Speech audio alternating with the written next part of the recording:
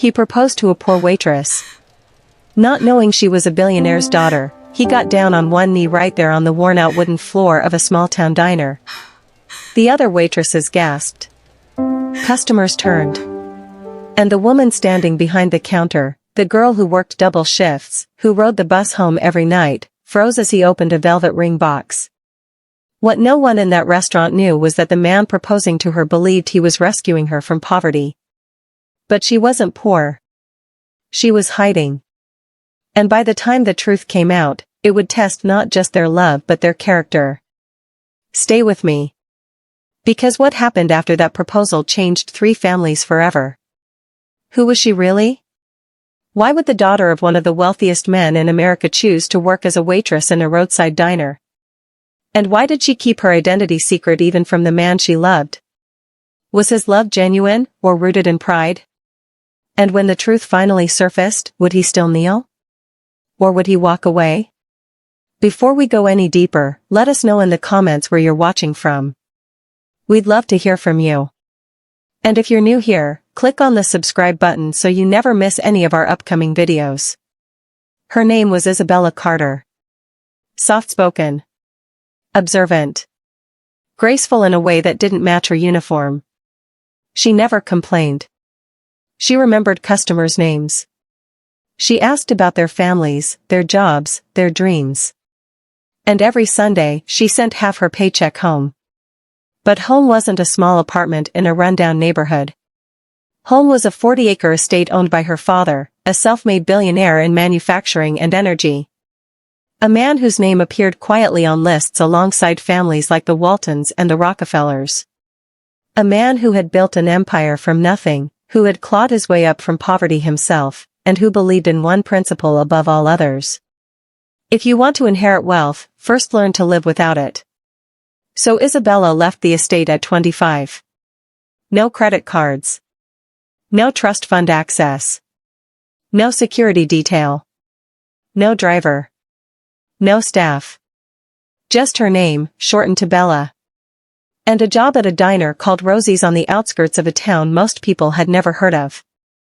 She wore the same 3 pairs of jeans, rotated between 4 shirts she bought at a thrift store, and lived in a studio apartment above a laundromat where the walls were so thin she could hear her neighbors arguing at 2 in the morning.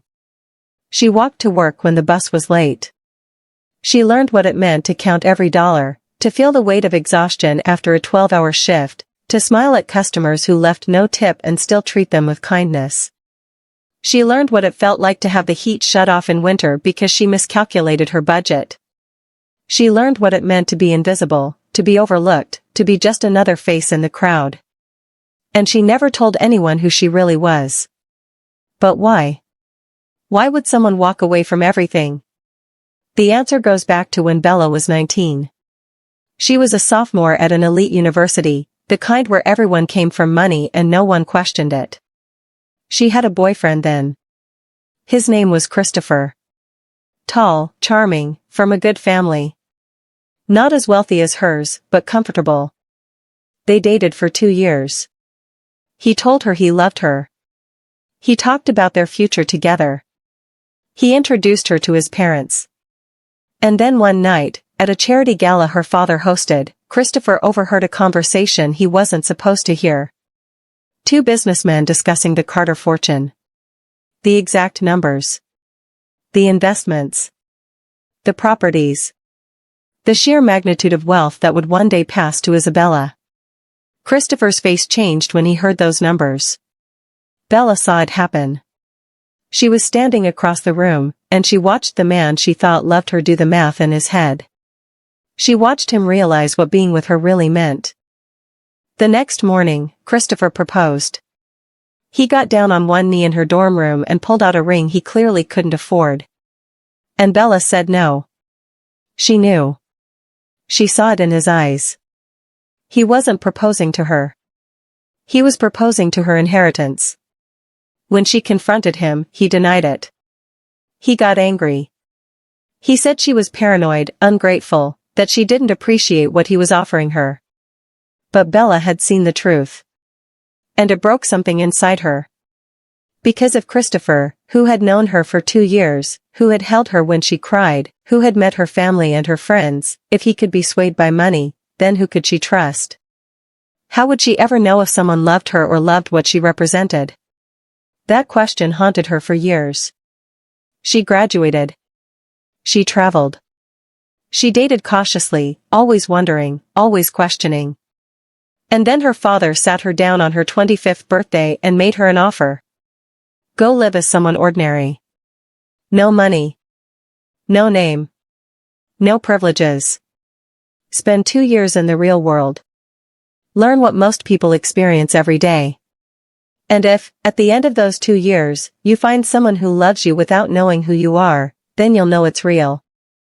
And you'll be ready to inherit everything I built. Bella accepted. Because she needed to know.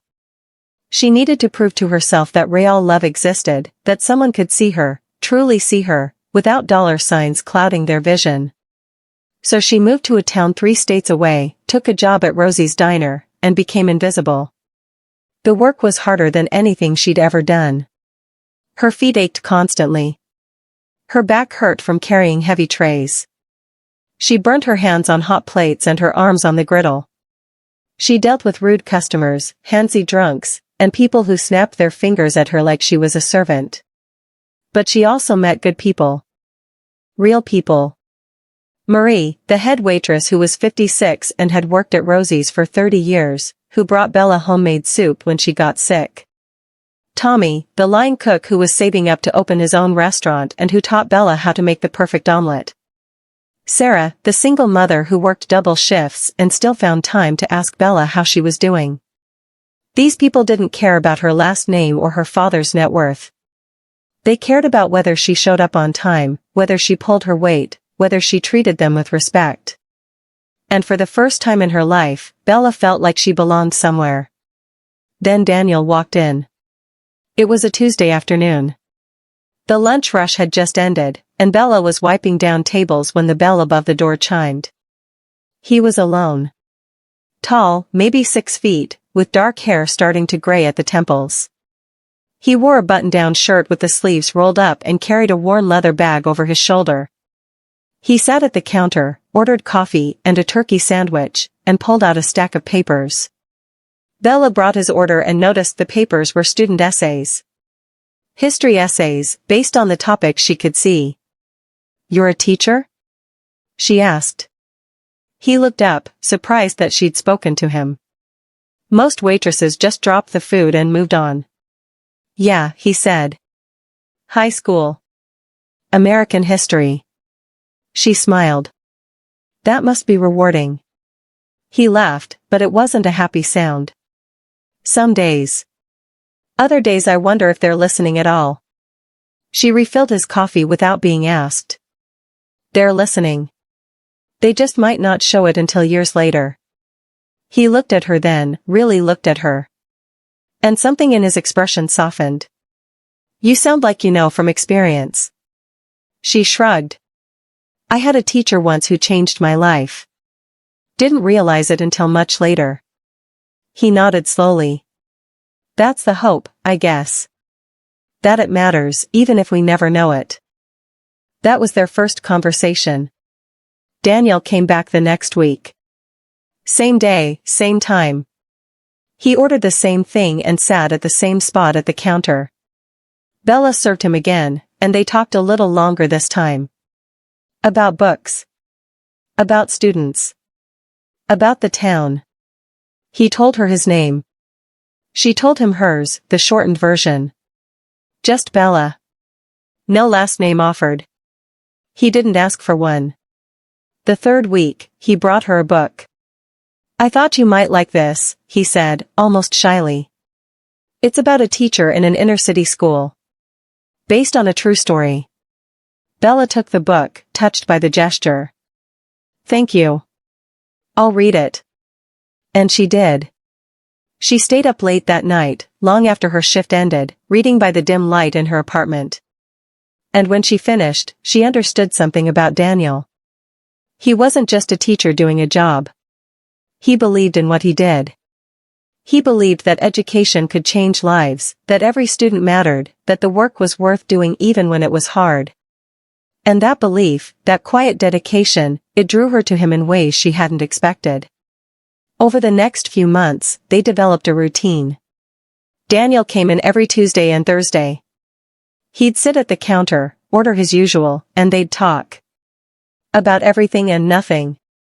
He told her about his divorce, how his ex-wife had left him 3 years ago because she wanted more than a teacher's salary could provide. He told her about growing up poor in a neighborhood where most kids didn't graduate high school, where his mother worked 3 jobs to keep him fed and clothed. He told her about the students who inspired him and the ones who broke his heart. And Bella listened. Really listened. She asked questions. She remembered details. She cared. And slowly, without either of them planning it, something shifted. Daniel started coming in on days he didn't have papers to grade. He started ordering dessert just to have an excuse to stay longer. He started looking for Bella the moment he walked in, and his face would light up when he saw her. And Bella started switching shifts to make sure she worked when he came in. She started saving interesting stories to tell him. She started noticing things, like the way he rubbed his temples when he was tired, the way his eyes crinkled when he laughed, the way he always left exactly 20% tip, even though she knew money was tight for him. But there was something else happening too. Something Bella didn't notice at first. Daniel had started to see her through a particular lens. He saw her worn shoes and assumed she couldn't afford new ones. He saw her take the bus and assumed she didn't have a car. He saw her count her tips carefully at the end of each shift and assumed she was barely making ends meet. And in his mind, a story formed. A story about a young woman struggling to survive, working a thankless job, deserving so much better. He didn't know that Bella chose this life. He didn't know about the estate or the trust fund or the father who could buy the entire town if he wanted. He saw what he expected to see. A woman who needed rescuing. And Daniel, who had grown up watching his mother struggle, who had seen poverty up close and personal, who believed that hard work and dedication could lift people up, he wanted to be the one to rescue her. Not because he thought she was weak, but because he thought she deserved a partner who could ease her burden. And he believed he could be that person. 6 months into their friendship, Daniel asked Bella out. Not just coffee at the diner, but a real date. Dinner at the nicest restaurant in town, which wasn't saying much, but he dressed up for it. He picked her up at her apartment, and when she answered the door wearing a simple dress she'd bought for $15 at a consignment shop, he looked at her like she was the most beautiful woman he'd ever seen. They talked for hours that night. About childhood memories and favorite books and dreams they'd given up on and dreams they still held on to.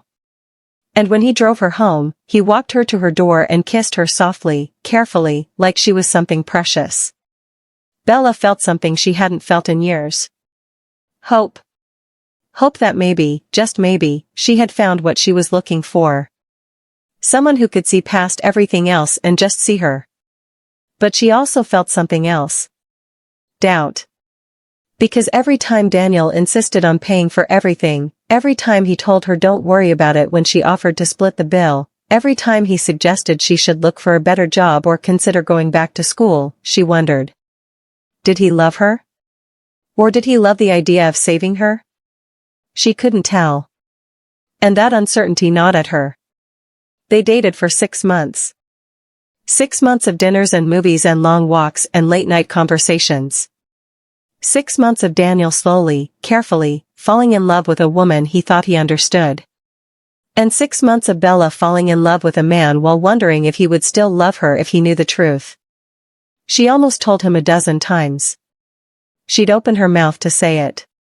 My father is Richard Carter. You might have heard of him. But every time, she stopped herself. Because what if everything changed? What if he looked at her differently? What if he started treating her like she was fragile or untouchable? What if he stayed with her not because he loved her but because walking away from that kind of wealth seemed foolish? She'd seen it happen before. She couldn't bear to see it happen again. Then one evening, Daniel picked her up from work. It was raining, and Bella's usual bus route had been cancelled due to flooding. She was standing under the awning of the diner, trying to figure out how to get home, when Daniel's car pulled up. "Get in," he said, leaning over to open the passenger door. "I'll drive you." She climbed in, grateful to be out of the rain. He handed her a towel from his gym bag. "You're soaked." She dried her face and hair, and they drove in comfortable silence for a few minutes. Then Daniel spoke. "Bella, I need to talk to you about something." Her heart started racing. "Okay." He kept his eyes on the road, his hands gripping the steering wheel a little too tightly. "I know we've been together for 6 months now. And I know this might seem fast. But I've never felt this way about anyone. Not even my ex-wife. You make me want to be better. You make me believe that good things can happen. And I don't want to waste any more time wondering what if." He pulled over to the side of the road, put the car in park, and turned to face her. "I love you. And I want to spend my life with you." Bella felt tears prick her eyes. "Daniel, I love you too, but there's something you should know about me. Something I should have told you a long time ago." He reached for her hand. "Whatever it is, it doesn't matter. I know who you are. I know your heart. That's all I need to know." But that wasn't true. He didn't know who she was. Not really. And Bella realized in that moment that she had made a terrible mistake. She had let this go on too long. She had let him fall in love with a version of her that wasn't complete. And now, no matter what she said, it was going to hurt. "Daniel," she began, but he interrupted her. "Wait. Let me do this properly." He reached into his jacket pocket and pulled out a small velvet box. "Bella, will you marry me?" She stared at the box. At the ring inside, a simple band with a small diamond that probably cost him more than he could afford. At the man holding it, looking at her with so much love and hope and certainty. And she didn't know what to say. Because saying yes meant continuing the lie. But saying no meant explaining why. And explaining why meant revealing everything. She opened her mouth, but no words came out. And in her silence, Daniel saw doubt. His face fell. "You don't feel the same way." "No," Bella said quickly. "I do. I love you. There are things you don't know about me. Things that might change how you feel." He shook his head. "Nothing could change how I feel." Then he did something she didn't expect. He opened the car door, stepped out into the rain, and got down on one knee right there on the side of the road. "Bella," he said, his voice carrying through the rain, "I don't care where you came from or what your past looks like. I don't care if you have secrets or regrets or things you're ashamed of. I love you for who you are right now, in this moment. And I want to build a future with you. So please, marry me." And Bella, overwhelmed by the gesture, by the sincerity in his eyes, by the sheer vulnerability of a man kneeling in the rain, said yes. She said yes even though she knew it was a mistake. She said yes because she wanted so desperately to believe that love could overcome anything. She said yes because in that moment, she believed him when he said nothing could change how he felt. He slipped the ring onto her finger, pulled her out of the car, and kissed her in the rain like something out of a movie. And for one perfect moment, Bella let herself believe that everything would be okay. But deep down, she knew better. Because nothing could change how he felt was a promise no one could keep. Not when the truth was this big. Not when the secret she'd been keeping could reshape their entire relationship. Not when she was about to introduce him to a world he couldn't imagine. And not when she still didn't know if he loved her or the idea of rescuing her. The next morning, Bella woke up to the sound of her phone buzzing incessantly on the nightstand. She reached for it, still half asleep, and saw 17 missed calls. All from the same number. Her father. Her heart sank. She'd been avoiding his calls for weeks, knowing he would ask the question she didn't want to answer. "Have you told him yet?" She sat up in bed, looked at the ring on her finger, and felt a wave of nausea wash over her. What had she done? She'd said yes to a proposal without being honest about who she was. She'd accepted a ring from a man who thought he was marrying a struggling waitress. She'd made a commitment based on a lie. Not a malicious lie, but a lie nonetheless. And now she had to figure out how to fix it before everything fell apart. She called her father back. He answered on the first ring. "Isabella," his deep voice came through the speaker. "I've been trying to reach you for days." "I know," she said quietly. "I'm sorry. I've been thinking." "About what?" "About whether I made the right choice. Coming here. Doing this." There was a pause on the other end. "Did something happen?" She looked at the ring again. "I got engaged." Another pause, longer this time. "To the teacher?" "Yes." Her father sighed. "And you still haven't told him?" "No." "Isabella, this isn't fair to him. You know that." "I know," she whispered. "But I'm afraid." "Of what?" "That he'll look at me differently. That everything will change. That I'll never know if he really loves me or if he's just staying because of the money." Her father's voice softened. "Sweetheart, you're going to have to tell him eventually. And the longer you wait, the harder it's going to be. Better to know now than after you're married." "I know." "So when are you going to do it?" "Soon. I just need to figure out the right way." "There is no right way," her father said gently.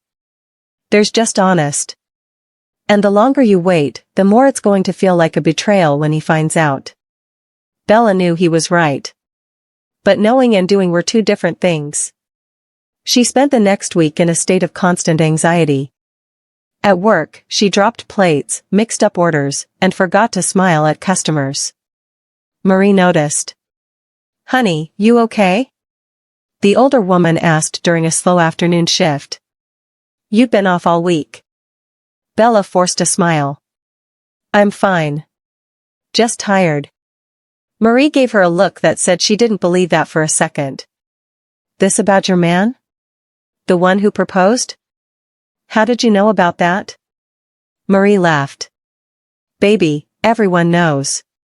Sarah saw the ring and told Tommy, Tommy told me, and I told everyone else. Small town. News travels fast." Bella looked down at her hand, at the ring she'd been unconsciously twisting around her finger. "Yeah, it's about him." Marie leaned against the counter. "Want to talk about it?" Bella hesitated. "If you had a secret, something big, something that could change everything, would you tell the person you love?" "Depends on the secret," Marie said. "Is it something illegal?" "No." "Something that hurts people?" "No." "Then yeah, I'd tell. Because secrets have a way of coming out on their own, and when they do, they cause a lot more damage than if you'd just been honest from the start." That night, Bella decided to tell Daniel. She invited him over to her apartment, cooked dinner, even though cooking wasn't her strong suit, and prepared a speech in her head. "Daniel, I need to tell you something about my past. About my family. About who I really am." But when he arrived, holding flowers he'd picked from his own garden, looking at her with so much love and excitement, she couldn't do it. Instead, they talked about wedding plans. Small ceremony or big? His family or just friends? She went along with it, hating herself more with every word. And when he left that night, kissing her goodnight and telling her he couldn't wait to spend the rest of his life with her, Bella sat on her couch and cried. Because she knew she was running out of time. And she knew that when the truth came out, it was going to destroy something beautiful. A week later, Daniel brought up meeting her family. "I've told my mom about you," he said over breakfast at the diner. "She's dying to meet you. And I'd love to meet your parents too." "Where do they live?" Bella's stomach dropped. "They live a few hours from here." Daniel smiled. "That's perfect. We could drive up next weekend. Make a day of it. I could finally meet the people who raised such an amazing woman." Bella set down her coffee cup, her hand shaking slightly. Daniel, maybe we should wait. Wait. Why? He looked confused. I thought you'd want me to meet them. I do. It's complicated. What's complicated about it? Are they strict? Conservative? Will they not approve of me because I'm divorced? No, it's nothing like that. Then what is it? Bella took a deep breath. My family is different than what you're expecting. Different how? She opened her mouth to tell him everything. But the words wouldn't come. Instead, she said, they're just very private people. They don't like visitors. Daniel reached across the table and took her hand. Bella, I'm not a visitor. I'm going to be your husband. They're going to be my family too. I know, but... But what? Are you ashamed of me? Is that it? No, she said quickly. God, no. That's not it at all. Then what? I just need more time to prepare them. Prepare them for what? For you. For us. For the fact that their daughter is getting married. Daniel sat back, hurt flickering across his face. You make it sound like they won't be happy for you. I didn't say that. But you're acting like it. Like meeting your family is some huge ordeal. Daniel, please. I just need a little more time. He was quiet for a moment. Then he said, okay. Take your time. But Bella, I need you to understand something. I love you. And I'm not ashamed of who I am or where I come from. I don't have much to offer in terms of money or status, but I have integrity and I have love. And if your family can't accept that, then maybe we need to reconsider this whole thing.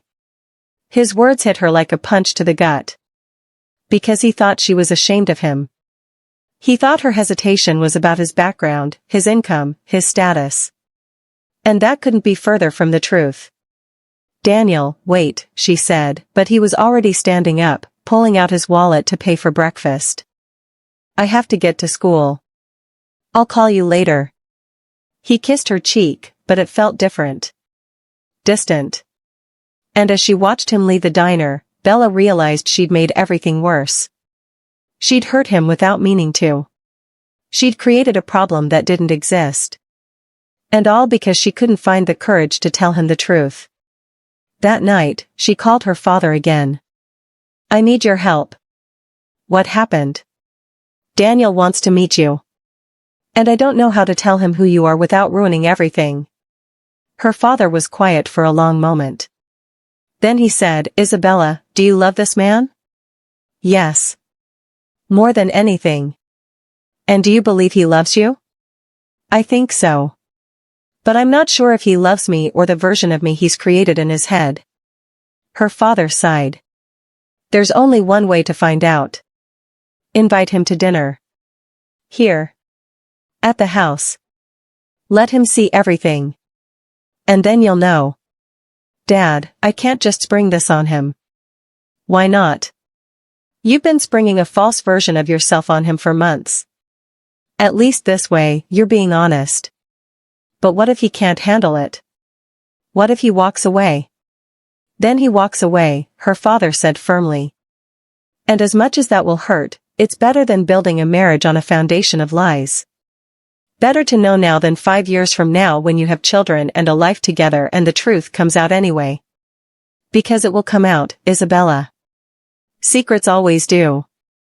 Bella knew he was right. She spent the next 2 days working up the courage. And finally, on a Thursday evening, she called Daniel. Can you come over? I need to talk to you. He arrived 20 minutes later, concern etched on his face. What's wrong? She invited him to sit on her worn couch. Daniel, I need to apologize. For what? For being weird about you meeting my family. For making you think I was ashamed of you. Because I'm not. You're the best man I've ever known. He softened. Then what is it? She took a deep breath. My family is not what you think. And I need you to trust me when I say that I haven't been completely honest with you. Not because I wanted to deceive you, but because I needed to know that what we have is real. Daniel's expression grew serious. Bella, what are you talking about? Just, promise me something. Promise me that after you meet them, after you see where I come from, you'll still look at me the same way. I promise, he said without hesitation. Nothing could change how I feel about you. She wanted to believe him. She handed him a piece of paper with an address written on it. This is where my parents live. Can you come to dinner with me this Saturday? Of course. He looked at the address, then at her. This is a pretty fancy area. Bella nodded slowly. I know. My father does well. What does he do? She met his eyes. He's in manufacturing and energy. Oh, Daniel said, clearly not understanding the magnitude. That's great. Successful guy. Yeah, Bella said quietly. Something like that. Saturday came too quickly. Bella barely slept the night before. She'd called her father to give him warning. Just, please don't make a big deal out of it. Don't have the staff lining up. Don't have security stopping us at the gate. Just let him walk in like a normal person. Her father had chuckled. Isabella, the moment he turns onto our road, he's going to know this isn't normal. Just, please. Try to make it as low-key as possible. I'll do my best. But sweetheart, you can't control how he's going to react. You can only control how honest you are with him. I know. And remember, her father added, if he truly loves you, this won't matter. And if it does matter, then he wasn't the right person for you anyway. That's what I'm afraid of. I'm afraid that I've already fallen in love with someone who won't be able to handle this. Then you'll grieve and you'll heal and you'll try again. But at least you'll know the truth. And that's worth something. When Daniel picked her up that Saturday afternoon, he was wearing his best suit, the one he wore to parent-teacher conferences. He'd gotten a haircut. He'd even polished his shoes. Bella felt a wave of affection and dread wash over her simultaneously. You look handsome, she said. He smiled nervously. I want to make a good impression. You will, she assured him. Just be yourself. That's all they want to see. They drove for an hour, making small talk about the weather and a movie Daniel wanted to see and a student who'd finally turned in a late assignment. Normal conversation. Easy conversation. And then they turned onto the private road that led to her family's estate. The road itself was impressive. Perfectly paved, lined with old oak trees, stretching on for what felt like miles. Daniel's hands tightened on the steering wheel. This is a long driveway. It's not a driveway, Bella said quietly. It's a private road. Daniel glanced at her, then back at the road. How much land do your parents have? About 40 acres. His eyes widened. 40 acres? That's a lot. Yeah. Bella, what exactly does your father do? She didn't answer. Instead, she pointed ahead. There's the gate. The iron gate was 12 feet tall, ornate, with the family crest forged into the metalwork. It was open, as she'd requested, but its presence was impossible to ignore. Daniel slowed the car to almost a stop. Bella, he said, his voice strained. What is this? This is my home, she said softly. This is where I grew up. He drove through the gate slowly, and then the house came into view. It wasn't a house. It was a mansion. 3 stories of limestone and glass, with columns and balconies and wings that stretched out on either side. The driveway circled around a fountain in the front courtyard. The landscaping was immaculate. And standing at the top of the steps, waiting, was her father. Tall, silver-haired, wearing a suit that probably cost more than Daniel made in a month. Daniel stopped the car but didn't get out. He just sat there, staring. Bella? He said quietly. Yeah? Who are you? Her throat tightened. My name is Isabella Carter. My father is Richard Carter. And I'm sorry I didn't tell you sooner. Daniel sat in the car for what felt like an eternity. His hands were still gripping the steering wheel, knuckles white, even though the engine was off. Bella watched him process everything. The mansion. The gate. The fountain. The man standing at the top of the steps who was clearly her father. She could see the wheels turning in his mind, the pieces clicking into place. The way she never talked about her family. The way she deflected questions about her past. The way she'd been so hesitant about him meeting her parents. It all made sense now. And she could see in his face that he felt like a fool. Richard Carter, Daniel said finally, his voice barely above a whisper. The Richard Carter? Yes. Daniel let out a breath that was somewhere between a laugh and a groan. The guy who owns half the energy sector in the Midwest? Who sits on the board of like a dozen Fortune 500 companies? That Richard Carter? That's my father. And you're his daughter. His only daughter. The heiress. Daniel turned to look at her, and the expression on his face broke her heart. It wasn't anger, not yet. It was betrayal. Confusion. Hurt. Why didn't you tell me? She started, but he cut her off. No, don't give me some prepared speech. Just tell me the truth. Why didn't you tell me who you were? Because I needed to know that you loved me for me, not for my last name or my father's bank account. So you lied. I didn't lie. I just didn't tell you everything. That's the same thing, Bella. Or is it Isabella? I go by Bella. Have for years. But your father just called you Isabella. Because that's my legal name. But everyone who knows me calls me Bella. Daniel shook his head. I don't even know who you are. Yes you do, she said desperately. I'm the same person I was yesterday. The same person you proposed to. The same person you said you loved. No, Daniel said firmly.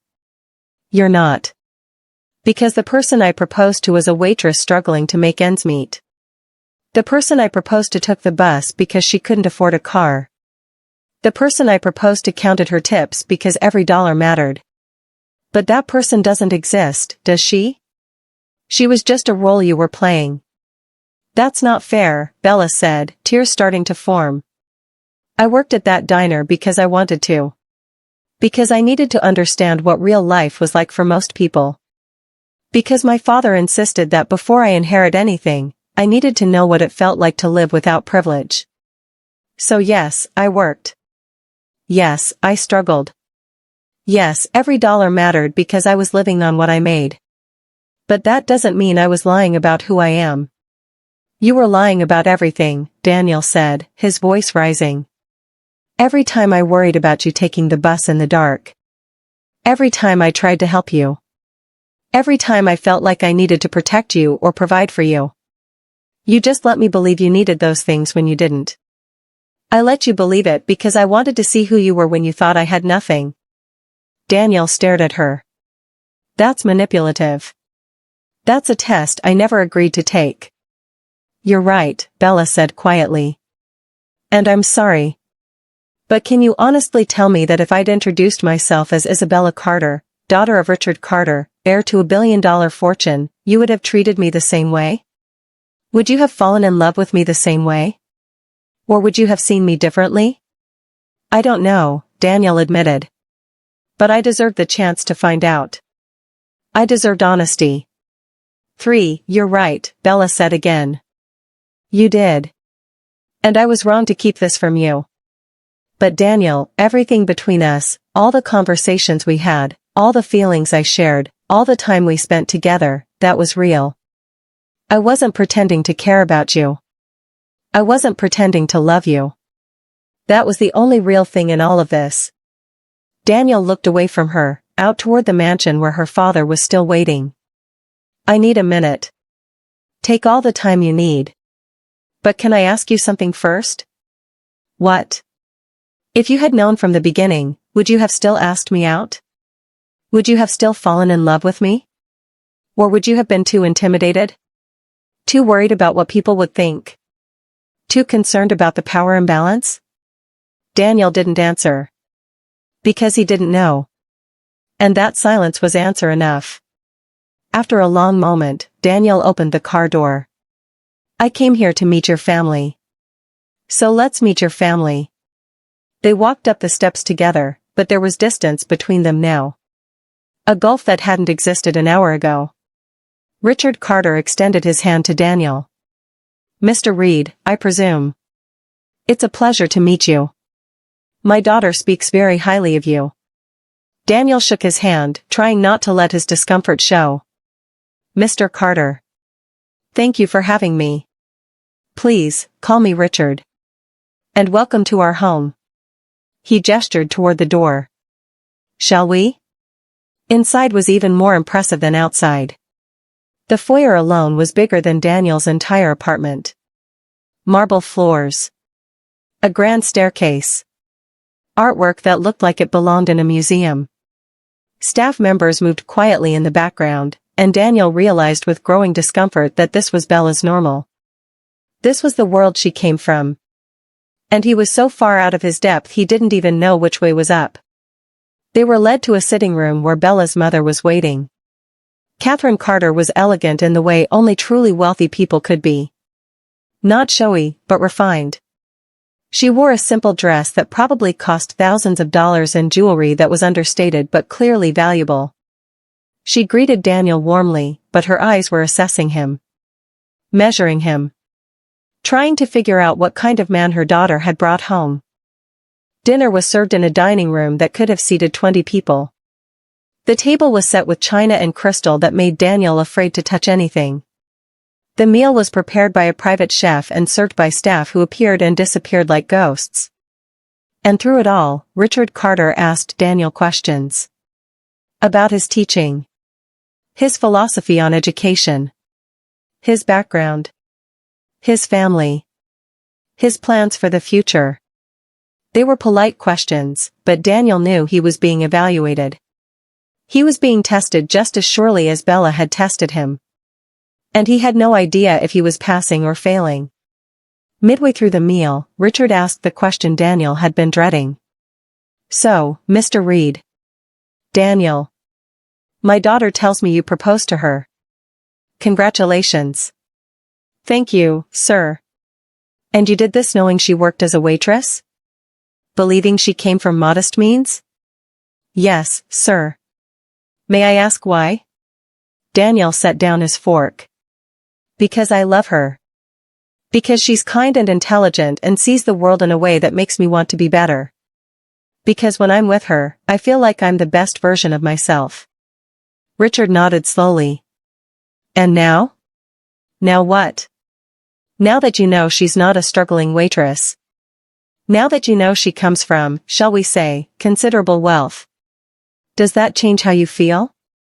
Daniel looked at Bella. She was watching him with an expression he couldn't quite read. Hope? Fear? Both? I don't know, he said honestly. 24 hours ago, I thought I knew exactly who I was marrying. Now I feel like I don't know anything. Richard leaned back in his chair. That's an honest answer.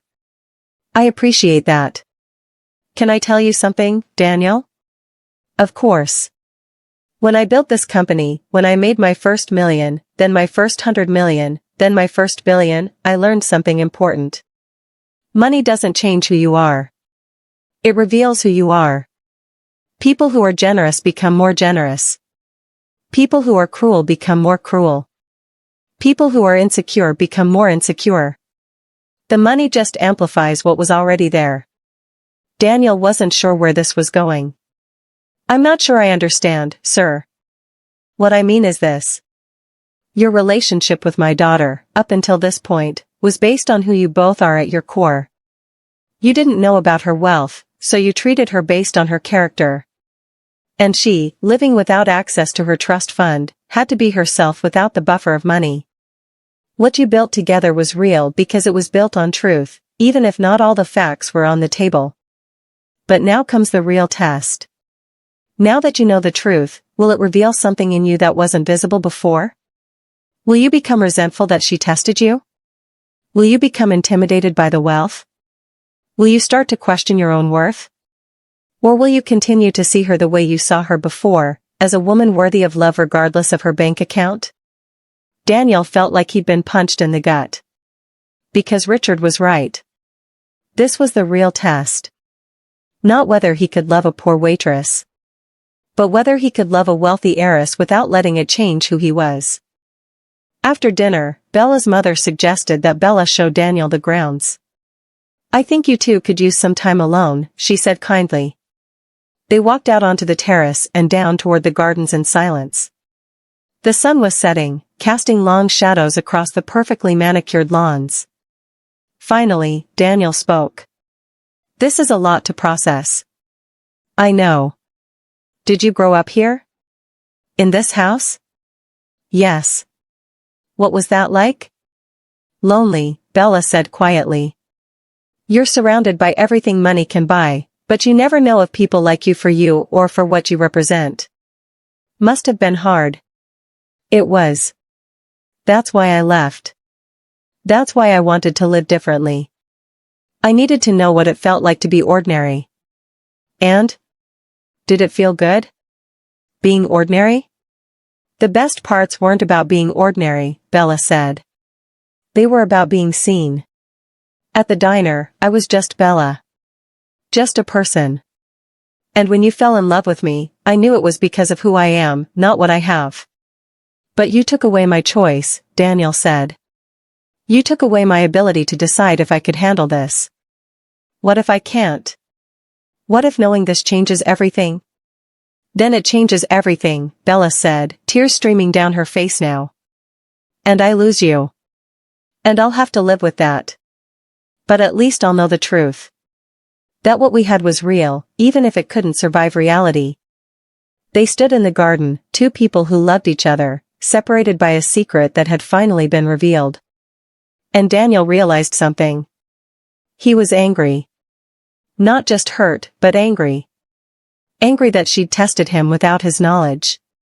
Angry that she'd let him worry about her when she'd never needed his protection. Angry that she'd made him feel like he was rescuing her when she'd been perfectly fine all along. But underneath the anger was something else.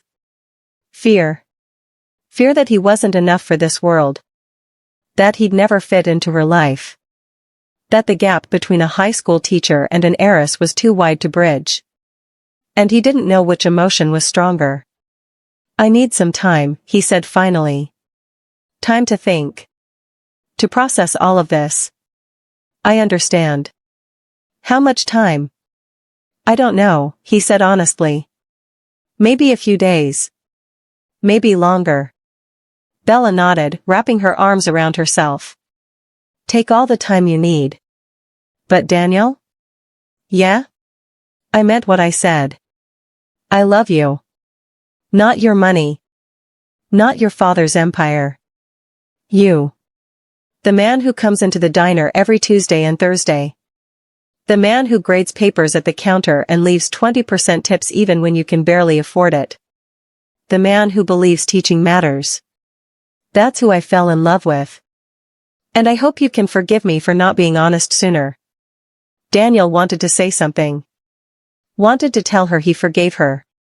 Wanted to tell her they'd figure it out. But the words wouldn't come. So he just nodded and walked back toward his car. The drive home was the longest of his life. His mind was racing, replaying every conversation they'd ever had, every moment they'd shared, looking for clues he'd missed. And they were everywhere. The way she spoke, the vocabulary she used, the references to travel and art and culture that seemed out of place for someone who supposedly struggled financially. The way she carried herself with a quiet confidence that didn't quite match her circumstances. The way she never seemed stressed about money, even when tips were bad. He'd missed all of it. Or maybe he'd seen it and chosen to ignore it because it didn't fit the narrative he'd created in his head. He'd wanted to be her hero. Her savior. The man who lifted her out of poverty and gave her a better life. And that desire had blinded him to who she really was. When he got home, he sat in his car for 20 minutes before finally going inside. His apartment felt smaller than usual. Shabbier. He looked around at his second-hand furniture, his overflowing bookshelves, his kitchen that barely fit two people. And he tried to imagine Bella here. Really imagine her. Not the version of Bella he'd known at the diner, but Isabella Carter, heiress, who grew up in a mansion with staff and private chefs and artwork worth more than he'd make in a lifetime. Could she be happy here? Could she really trade all of that for this? Or would she eventually resent him for what she'd given up? He didn't sleep that night. He kept thinking about what Richard had said. Money reveals who you are. What would this situation reveal about him? Would he become bitter? Resentful? Insecure? Or would he find a way to accept this new reality and move forward? The next morning, he called his mother. "Mom, I need to talk to you about something." "Of course, sweetheart." "What's wrong?" "You know Bella? The woman I proposed to?" "Yes. I like her very much from what you've told me." "Well, I found out something about her yesterday. Something big. She's not who I thought she was." "What do you mean?" Daniel took a deep breath and told his mother everything. About the mansion. About Richard Carter. About the wealth. About the fact that Bella had been living as a waitress not out of necessity but out of choice. When he finished, there was a long silence on the other end of the line. "Mom? Are you there?" "I'm here. I'm just thinking." "About what?" "About whether this changes anything." "Of course it changes everything," Daniel said. "Does it? Does it change the way she made you feel? Does it change the conversations you had? Does it change the fact that she loves you?" "No, but it changes whether our relationship was built on honesty." "Was it dishonest?" his mother asked, "or was it incomplete?" "There's a difference." "How is that different?" "Dishonesty is telling you something false. Incompleteness is not telling you something true. She didn't lie to you about who she was. She just didn't tell you everything. And can you blame her? After what you told me about her ex-boyfriend, about why she left in the first place. She was protecting herself." Daniel hadn't thought about it that way. "Maybe. But it still feels like a betrayal." "I understand that," his mother said gently. "But I want you to ask yourself something. What are you really angry about? Are you angry that she didn't tell you? Or are you angry that you can't be her savior?" That question hit him like a freight train. "What?" "You heard me," his mother said. "I know you, Daniel. I know how you think. You grew up watching me struggle. You watched me work myself to the bone to give you a better life. And somewhere along the way, you decided that your worth came from being able to provide. From being able to protect. From being the strong one. That's not a bad thing, but it can become a problem if you base your entire identity on it. I don't do that. Don't you? Think about your ex-wife. Why did she leave? Because she wanted more money than I could provide. And how did that make you feel? Like a failure, Daniel admitted. Exactly. And then you met Bella, and you saw someone you thought needed you. Someone you could provide for. Someone you could protect.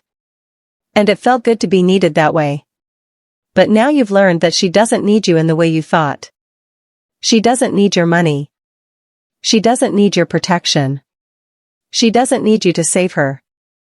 And that's threatening to you because it makes you wonder what you bring to the relationship.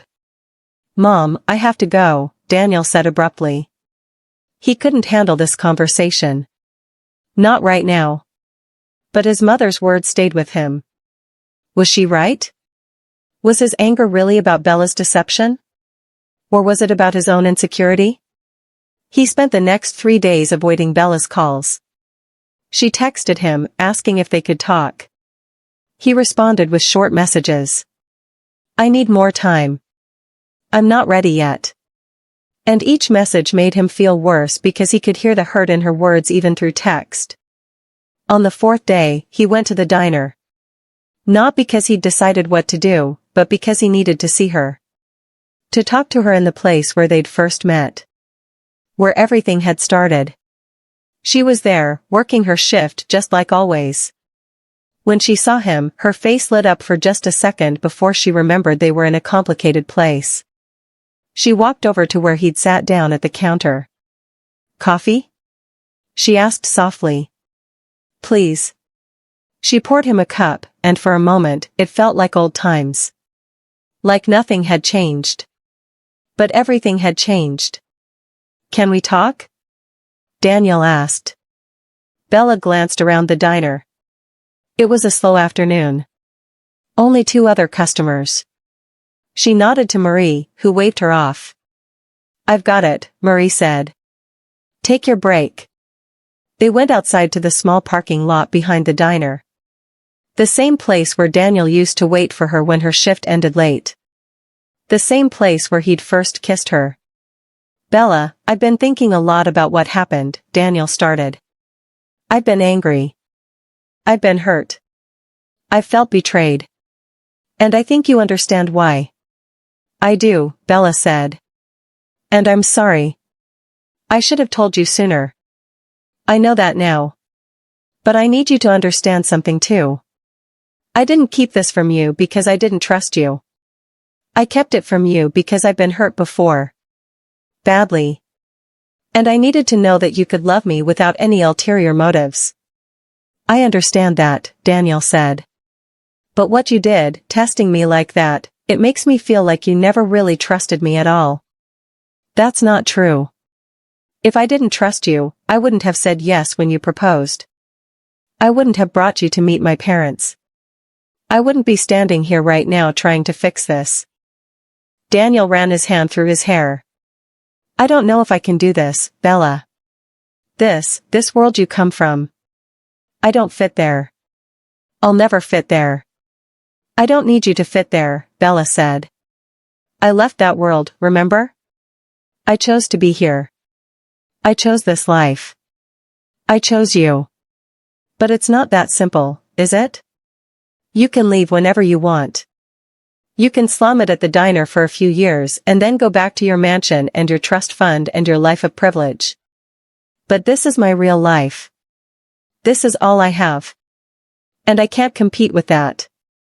"I'm not asking you to compete with anything," Bella said, her voice breaking. "I'm asking you to love me.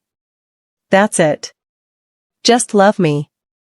"But I don't know if I can," Daniel said quietly. "Not because I don't care about you. But because every time I look at you now, I'll wonder if you're secretly judging me. If you're comparing my small apartment to your mansion. If you're wishing you were with someone who could give you the life you're used to. I would never do that. You say that now, but what about 5 years from now? 10 years from now? What happens when you get tired of pretending to be ordinary? What happens when you want to go back to your real life?" "This is my real life," Bella said desperately. "Being with you. Working here. Building something that's ours. Not my father's. Not my family's. Ours." "I want to believe you," Daniel said. "I really do. But I can't get past this feeling that I'm not enough. That I'll never be enough. And I don't know how to fix that." Bella reached for his hand, but he pulled away. That small gesture, that rejection, broke something in her. "You want to know the truth, Daniel? The real truth?" "Yes. I'm not the only one who was being tested. I was testing you, yes. But you were testing me too. You were testing whether I could fit into your idea of who I should be. Whether I could be the damsel in distress who needed rescuing. And when you found out I wasn't that person, you couldn't handle it. That's not fair. Isn't it? Think about it. You fell in love with the idea of saving me. Of being the hero. And now that you know I don't need saving, you don't know what your role is. That's not true. Then why are you pushing me away? Why are you using my family's wealth as an excuse to avoid the real issue? And what's the real issue? That you're scared. You're scared that if you can't be my provider, my protector, my savior, then what value do you bring? But Daniel, that was never what I needed from you. I needed someone who saw me. Who listened to me. Who made me laugh. Who challenged me to think. Who treated me like a person, not a project. That's what I fell in love with. Not your bank account. Not your ability to rescue me. You. Just you. Why isn't that enough? Daniel stared at her, and for the first time since learning the truth, he let himself really hear what she was saying. She was right. He had fallen in love with the idea of being her hero. And when that identity was stripped away, he didn't know who he was supposed to be anymore. I don't know how to do this, he admitted. How to be with someone who doesn't need me. You're asking the wrong question, Bella said softly. It's not about whether I need you. It's about whether I choose you. And I do. Every day, I choose you. Need is about survival. Choice is about love. And I'm choosing to love you, flaws and insecurities and all. Can you choose to love me back? Can you choose me knowing that I come with complications and family drama and wealth that makes you uncomfortable? Can you see past all of that to the woman standing in front of you? The woman who counts her tips and takes the bus and works double shifts because she wants to, not because she has to? The woman who fell in love with a teacher who grades papers at a diner counter. Can you choose her? Daniel closed his eyes. He thought about the past 6 months. Every conversation. Every laugh. Every moment of connection. And he realized that Bella was right. He'd been so focused on what he couldn't give her that he'd forgotten what he could. Companionship. Partnership. Love. Not because she needed it, but because she wanted it. And maybe that was enough. Maybe that was more than enough. He opened his eyes and looked at her. Really looked at her. Not as an heiress. Not as a waitress. Just as Bella. The woman he loved. I'm sorry, he said quietly. I've been an idiot. You have, she agreed, a small smile tugging at her lips despite the tears on her face. But you're my idiot. If you still want to be. He reached for her hand this time. She didn't pull away. I'm scared, he admitted. I'm scared that I won't be enough. That your family will judge me. That I'll embarrass you. That I'll always feel like I don't belong in your world. Then don't belong in my world, Bella said. Build a new world with me. One that's ours. One that doesn't fit anyone else's expectations. One where a teacher and a waitress can fall in love and get married and be happy without worrying about what anyone else thinks. Can we do that? We can try. And if we fail? Then we fail together. But at least we tried. Daniel pulled her close, wrapping his arms around her. I love you, he whispered into her hair. I love you too, she whispered back. And for the first time in days, Daniel felt like everything might actually be okay. But saying they would build a new world together and actually doing it were two very different things. Over the next few weeks, the reality of their situation set in. Bella's father wanted to meet with Daniel. Privately. Man to man. Daniel agreed, though the prospect terrified him. They met at a small, quiet restaurant in the city. Not the kind of place Richard Carter usually frequented, but neutral ground. Somewhere Daniel wouldn't feel completely out of his element. Thank you for meeting with me, Richard said as they sat down.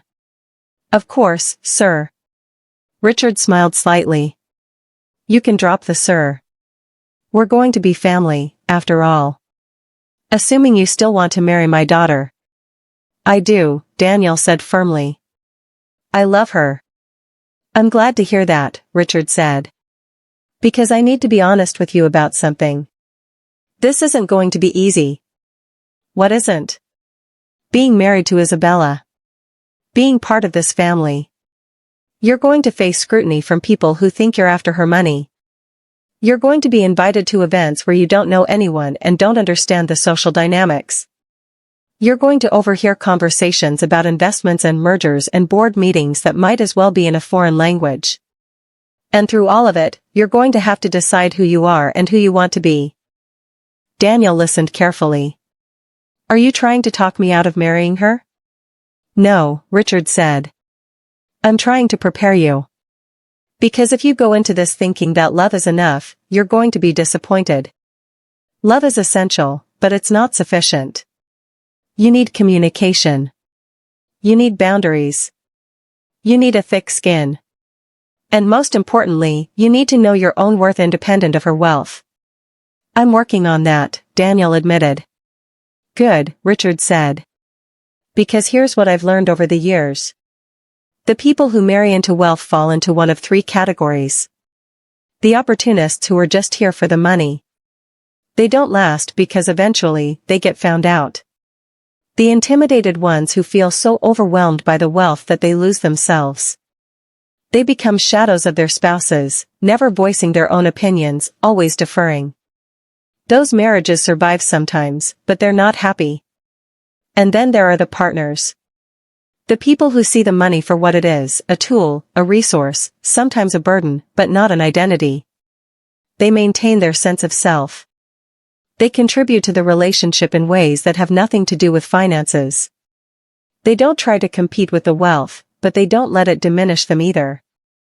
Those are the marriages that work. Which category do you want to be in? The third one, Daniel said without hesitation. Then you need to figure out what you bring to this relationship that has nothing to do with money, Richard said. And you need to hold on to that. Because there will be times when you feel inadequate. When you attend a charity gala and realize the person sitting next to you donated more in one night than you'll make in a decade. When Isabella's cousins talk about their vacation homes and private jets. When you overhear someone make a snide comment about the teacher who married the heiress. In those moments, you need to remember why she chose you. Not because of what you have, but because of who you are. Daniel nodded slowly. Can I ask you something? Of course. Why are you helping me? Why are you giving me advice instead of just writing me off as not good enough for your daughter? Richard leaned back in his chair. Because I've seen who she is with you.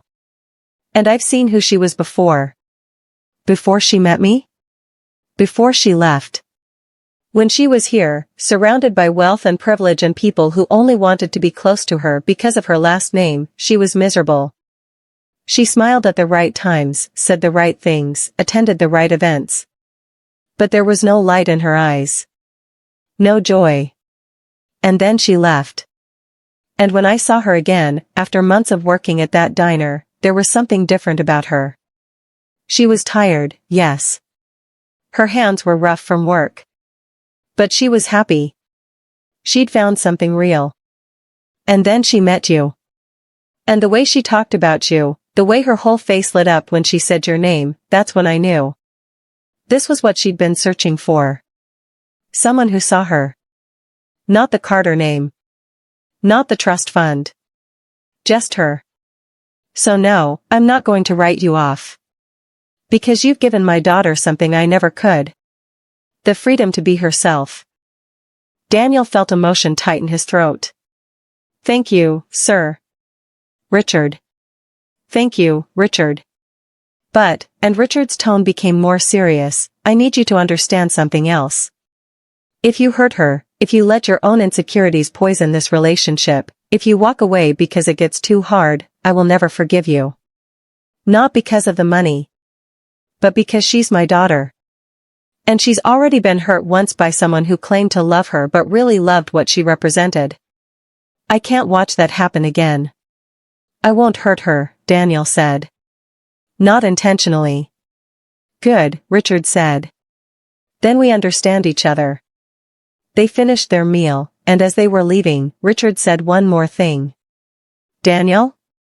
Yeah? She gave up a lot to be with you. Not money, money doesn't matter. But she gave up the safety of anonymity. Once you're married, people will know who you are. They'll dig into your past. They'll write articles about you. They'll have opinions about your relationship. Are you ready for that? I don't know, Daniel said honestly. But I'll figure it out. Because she's worth it. Richard smiled. That's the right answer. Over the next month, Daniel and Bella started planning their wedding. Or rather, they started navigating the complicated politics of planning a wedding when one person comes from immense wealth and the other doesn't. Bella wanted something small. Intimate. Just family and close friends. But her mother had other ideas. Darling, you can't just have a small wedding, Catherine said over tea one afternoon. You're a Carter. People will expect a certain level of, she paused, elegance. I don't care what people expect, Bella said firmly. This is my wedding. Our wedding, she corrected herself, glancing at Daniel. And we want something that reflects who we are. And who are you? Catherine asked, not unkindly. Just two people in love. Catherine sighed. Isabella, I understand that you want to maintain this image of being ordinary. But you're not ordinary. You never will be. And pretending otherwise is just going to make things harder for both of you. She's not pretending, Daniel interjected. She's being authentic. Catherine turned her attention to him. Daniel, I respect what you're trying to do. I respect that you want to protect Isabella's wishes. But there are realities you need to understand. This family has obligations. Social obligations. Business obligations. When Isabella marries you, those obligations don't disappear. And a small, private wedding, while lovely in theory, sends a message to our business associates and social circle that we're ashamed of the marriage. That's ridiculous, Bella said. Is it? Catherine asked. Think about it from their perspective. Richard Carter's only daughter gets married in a tiny ceremony with no one of importance invited. What will they think? That you're hiding something. That the marriage is controversial. That we don't approve. Daniel felt his stomach sink. He hadn't thought about any of this. I don't want to cause problems for your family, he said to Bella. You're not causing problems, Bella insisted. My mother is. Mom, this is my life. I get to decide how I live it. You do, Catherine agreed. But your decisions have consequences. And I'm trying to help you see what those consequences might be. What if we compromise? Daniel suggested. Both women looked at him. What kind of compromise? We have two events, he said. A small, private ceremony for family and close friends. The wedding we want. And then a larger reception afterward. For your business associates and social circle. That way, we get what we want, but you also fulfill your social obligations. Catherine considered this. That could work. And it would actually be quite elegant. The intimate ceremony followed by a grand celebration. Bella looked at Daniel. You'd be okay with that? A big reception? If it means we get to have the wedding we want, yes. And honestly, he added, it might be good practice for me. Learning to navigate your world. I have to start somewhere. Catherine smiled approvingly. That's very mature of you, Daniel. And I think it's a wonderful solution. So it was decided. They would have a small ceremony at a church Bella had attended as a child. Just immediate family and a few close friends. Marie from the diner. Daniel's mother. Bella's godparents. Maybe 40 people total. And then, a month later, they would have a reception at the family estate. A proper party with 300 guests, a live band, catered food, and all the trappings of a society event. Planning the reception became Catherine's project. She threw herself into it with the same energy she brought to the charity board she chaired. And while Bella tried to stay involved, she found herself increasingly overwhelmed by decisions about flower arrangements and seating charts and whether the champagne should be French or Italian. Daniel, meanwhile, was dealing with his own challenges. His colleagues at school had found out about the engagement, and word had spread about who Bella really was. The reactions were mixed. Some people were genuinely happy for him. Others were clearly jealous. And a few made comments that stung. Must be nice, one teacher said in the break room. Landing yourself a rich wife. You'll never have to work again. I'm still going to work, Daniel said firmly. This is what I do. Sure, the teacher said with a smirk. For now. But wait until you get a taste of that lifestyle. You'll forget all about us working stiffs. Daniel wanted to punch him. Instead, he walked away. But the comment bothered him for days. Because part of him wondered if there was truth to it. Would he change? Would the money eventually corrupt him the way it corrupted so many others? He talked to Bella about it that night. People at school are making comments, he said. About you marrying me for my money. What kind of comments? That I'll quit teaching once we're married. That I'm taking the easy way out. Bella frowned. That's insulting. It is, Daniel agreed. But it also makes me think. About what? About whether I should quit. Bella stared at him. Why would you quit? You love teaching. I do, Daniel said. But I also don't want to be the husband who lives off his wife's wealth while pretending to have a job.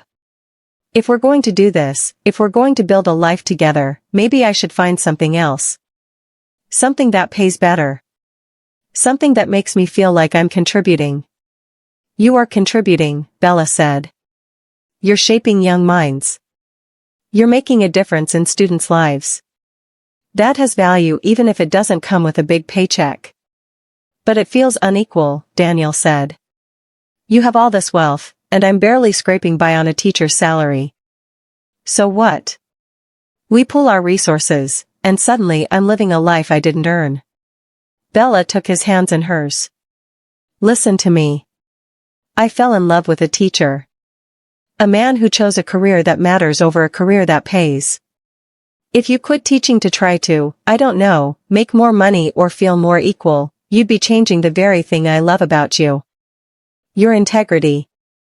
Your commitment to doing work that means something. Don't throw that away because other people are making stupid comments. But what if they're right? Daniel asked. What if I do change? What if 5 years from now, I'm not the man you fell in love with? Then we'll deal with it together, Bella said. But you don't get to make decisions based on fear. You don't get to sabotage our relationship because you're worried about what might happen. Daniel knew she was right. But the fear didn't go away. It lingered in the back of his mind, whispering doubts late at night when he couldn't sleep. You're not enough. You'll never be enough. She'll realize it eventually. 2 weeks before the wedding, Daniel's mother got sick again. The cancer had returned. This time, more aggressive. The doctors were cautious but not optimistic. She needed another round of treatment, and the costs were astronomical. Daniel sat in the hospital with her, holding her hand as she slept, and felt the weight of the world on his shoulders. He couldn't afford this. Not on his own. But he also couldn't ask Bella for help. Not again. Not after everything. When Bella found out, she didn't wait for him to ask. She called her father, made arrangements, and had Daniel's mother transferred to the best cancer center in the country within 48 hours. Daniel found out when a hospital administrator told him his mother was being moved. I don't understand, Daniel said. I didn't arrange for a transfer. It's been taken care of, the administrator said. All expenses covered. By who? The administrator smiled kindly. Your fiancé. Daniel found Bella in the waiting room. Why did you do that? Do what? Pay for my mother's treatment without asking me. Because she needs help and we can provide it, Bella said simply. You should have asked me first. Why? So you could say no? So you could let your pride get in the way of saving your mother's life? That's not fair, Daniel said. You're right, Bella said. It's not fair. It's not fair that good people get cancer.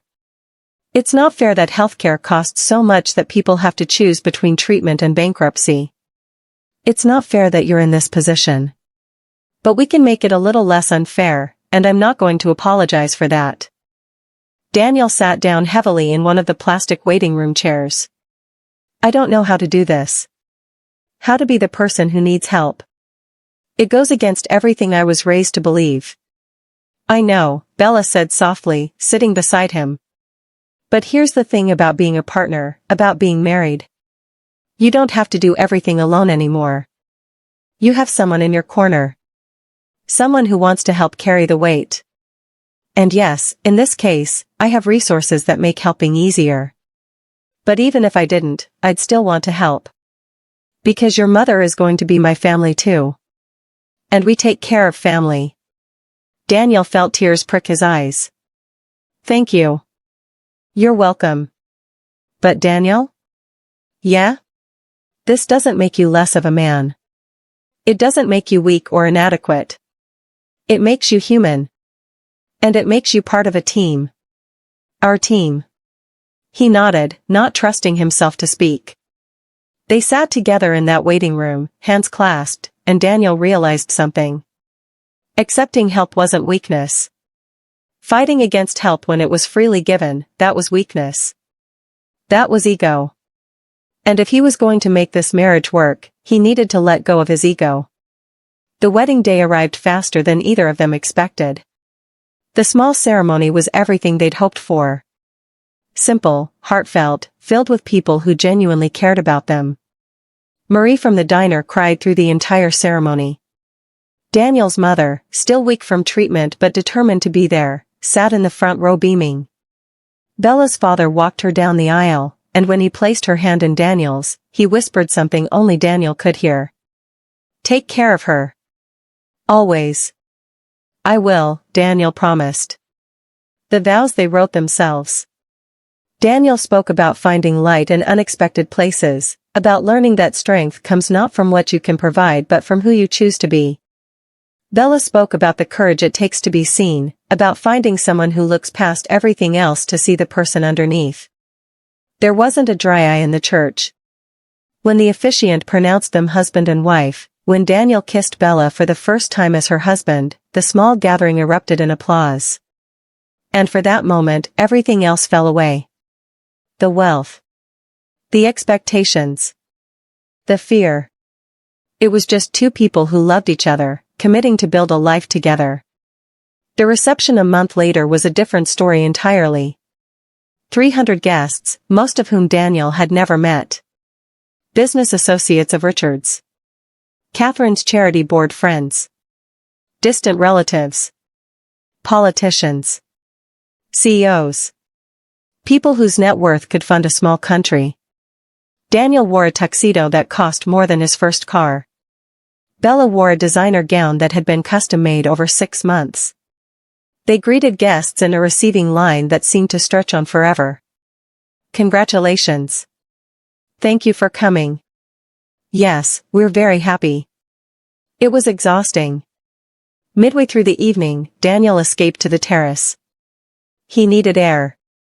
Needed a moment away from the forced smiles and small talk and feeling like everyone was evaluating him. You okay? He turned to find Bella's cousin, Marcus, standing nearby. Marcus was close to Bella's age, worked in the family business, and was one of the few relatives who'd been genuinely welcoming. Yeah, Daniel said. Just needed a break. Marcus laughed. I don't blame you. These things are brutal. Even for those of us who grew up with them. You're handling it better than I would, Daniel said. I've had practice, Marcus said. But between you and me? I hate them too. Really? Really, Marcus confirmed. All the fake smiles and air kisses and people pretending to care about each other when really they're just sizing each other up, seeing who has the most money or power or influence. It's exhausting. Daniel leaned against the terrace railing. Can I ask you something? Sure. How do you deal with it? The wealth? The expectations? Marcus considered the question. Honestly? I don't think about it too much. The money is just there. It's like, I don't know, like growing up with air conditioning. You don't think about it until it's gone. But it shapes everything, doesn't it? How people treat you. How they see you. It can, Marcus admitted. But only if you let it. Look, here's what I've learned. There are two types of rich people. The ones who make their wealth their entire identity, and the ones who understand it's just a tool. The first type are miserable because they're always trying to prove something, always worried about losing what they have, always comparing themselves to other rich people. The second type? They're free. Because they know money can buy comfort and security and opportunity, but it can't buy meaning. You have to create meaning yourself. And what type are you? Marcus smiled. I'm trying to be the second type. Some days I succeed. Other days I fail. But I keep trying. That's all any of us can do. Daniel nodded. Thanks. For what? For being honest. For not treating me like I'm an outsider. You're family now, Marcus said. And family looks out for family. Come on, let's get you back inside before Bella sends out a search party. The rest of the reception passed in a blur. There was dancing and toasts and a cake so elaborate Daniel was afraid to cut it. Bella's father gave a speech about love and partnership that made Catherine dab at her eyes with a handkerchief. Daniel's mother gave a toast about second chances and finding joy in unexpected places that had everyone reaching for tissues. And through it all, Daniel and Bella stole glances at each other across the room, sharing secret smiles that said we're doing it. We're actually doing this. When the evening finally ended, when the last guest had left and the staff had begun cleaning up, Bella kicked off her heels and sank onto a bench in the garden. My feet are killing me, she groaned. Daniel sat beside her. That was intense. That was horrible, Bella corrected. I'm sorry you had to endure it. I'm not, Daniel said. It was worth it to see you in that dress. She laughed. Flattery will get you everywhere, Mr. Reed. It's Mr. Carter Reed, actually, he corrected. We hyphenated, remember? How could I forget? Bella leaned her head on his shoulder. Are you okay? After everything tonight? Honestly? I spent half the night feeling completely out of my depth. And the other half? Realizing I don't care. Because at the end of the day, I'm married to you. And that's all that matters. She lifted her head to look at him. Really?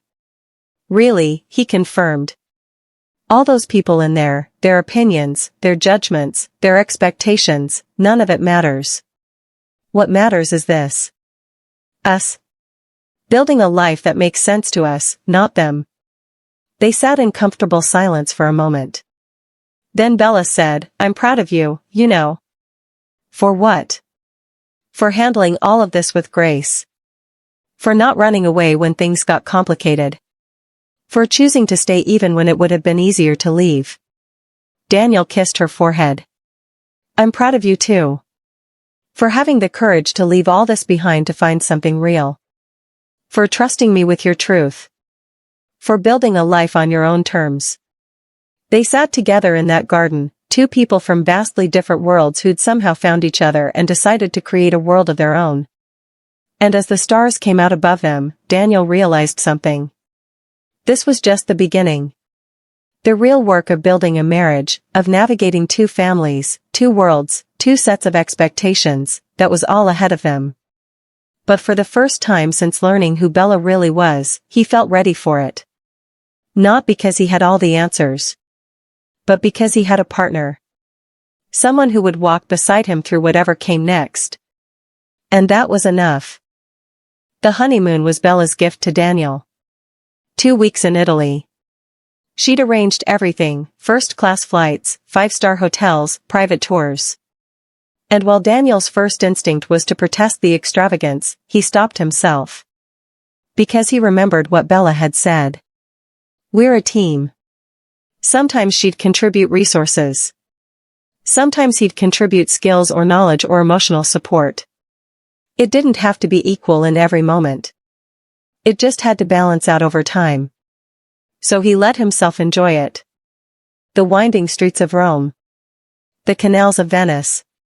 The rolling hills of Tuscany. He and Bella talked for hours about everything and nothing. About their hopes for the future. About how many children they wanted, if any.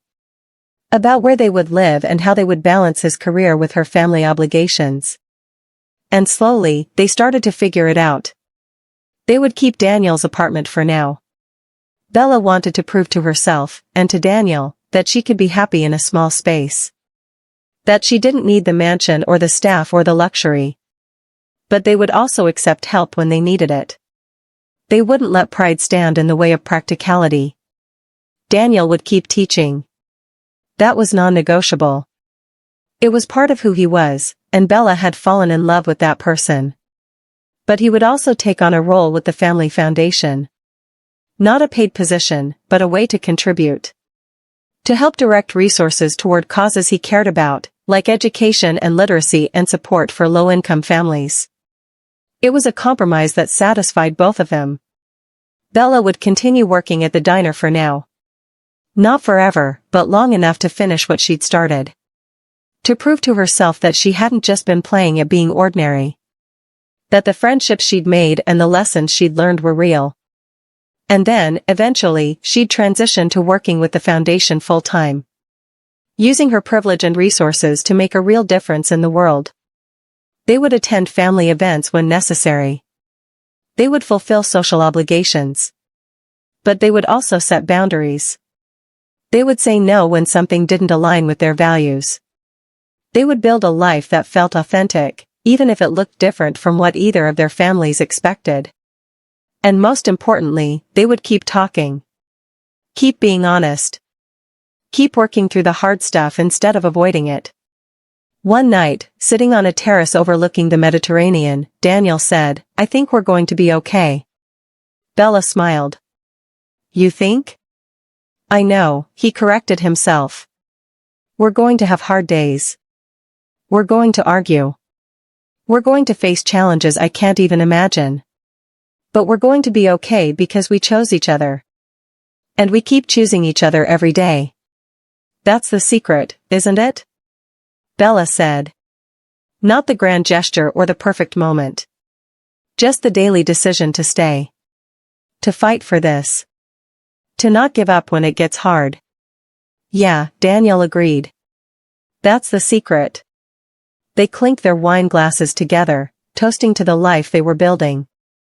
A life that didn't fit anyone's expectations except their own. When they returned from their honeymoon, reality set in quickly. Daniel went back to teaching, and the first day back was harder than he'd anticipated. The other teachers treated him differently now. Some were openly curious, asking questions about the wedding and the family and what it was like to marry into that kind of wealth. Others were more subtle in their judgment, making comments about how nice it must be to have a safety net or how they couldn't imagine marrying someone so much wealthier than themselves. The students were even worse. Word had spread, as it always does in high schools. By the end of the first week, someone had created a meme featuring Daniel's face photoshopped onto a gold digger. It circulated through the school until administration intervened and shut it down. But the damage was done. Daniel felt the stares in the hallways. Heard the whispers. One afternoon, a student named Tyler stayed after class. "Mr. Reed, can I ask you something?" "Of course, Tyler." "What's up?" The student hesitated. "Is it true? That you married someone really rich?" Daniel set down the papers he'd been grading. "Yes, it's true. My wife comes from a wealthy family." The student nodded slowly. "That must be weird." "It is sometimes," Daniel admitted. "Why? Do you feel like you sold out? Like you gave up on being a regular person?" Daniel considered the question carefully. "No. I feel like I married someone I love who happens to come from money. Those are two separate things. But people are saying you only married her for the money." "People say a lot of things, Tyler. Most of them aren't true. How do you know which things to listen to and which things to ignore?" Daniel smiled. That's a good question.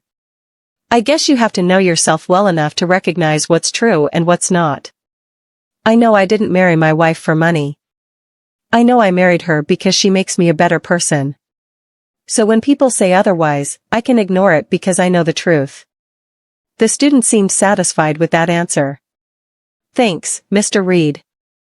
Anytime. But the conversation stayed with Daniel.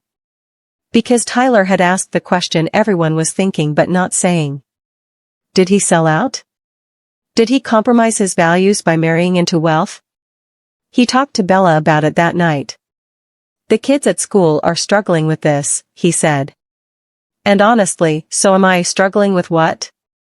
With how to reconcile who I was with who I am now.